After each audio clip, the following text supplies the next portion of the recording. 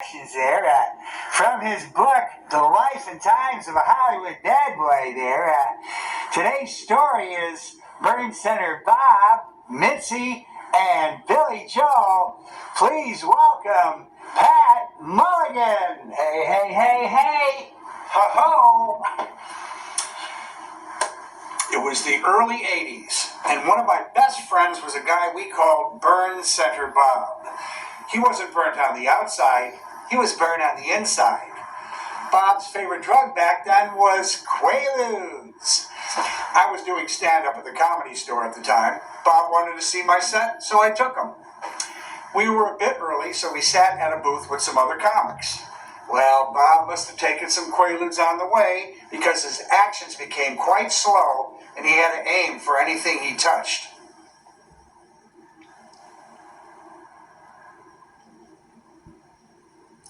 And that wasn't even his drink.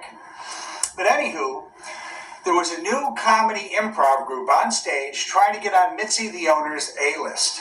The place was packed and Mitzi was sitting at her usual booth surrounded by the usual sycophants. Also at the table was Mitzi's son, Pauly Shore, age 14 at the time.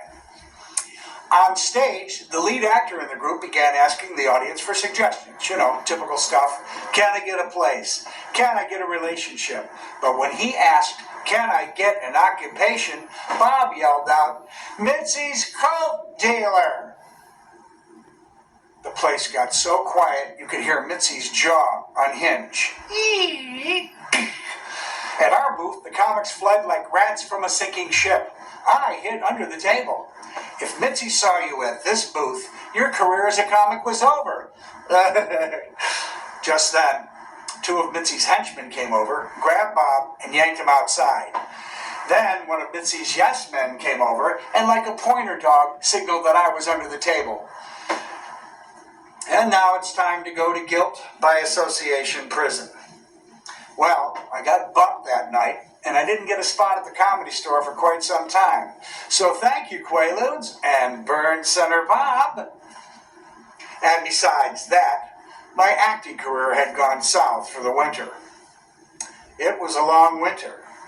And then one day, I auditioned for this variety show for a gig in Osaka, Japan. The agent was a Japanese guy whom I later called Mr. Roboto. He was kind of stiff.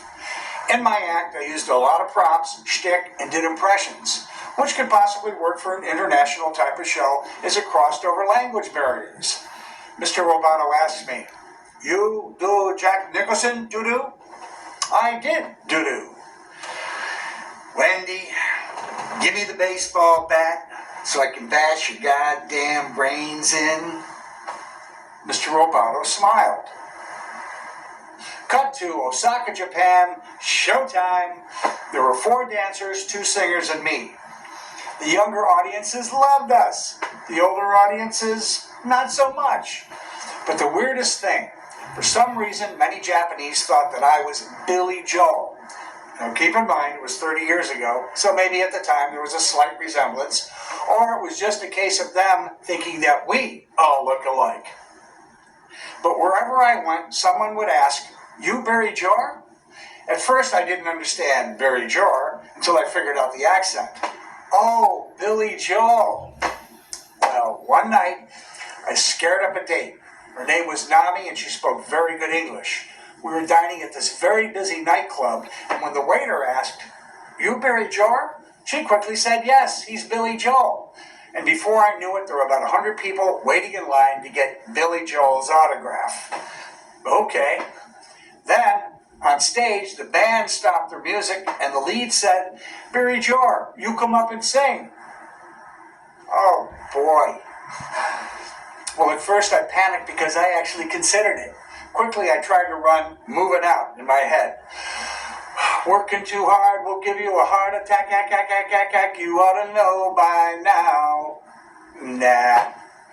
If I blew it on stage, it would have been a nightmare. So I said, sorry, sore throat. Then the band leader took his drink and made a toast. Kampai, Barry Jor. I thought I was going to have a heart attack, But all in all, my stay in Japan was great. I made some yen, and for one magical night, I was Billy Joe. So, domo arigato, Mr. Roboto. Domo arigato, Mr. Roboto. Domo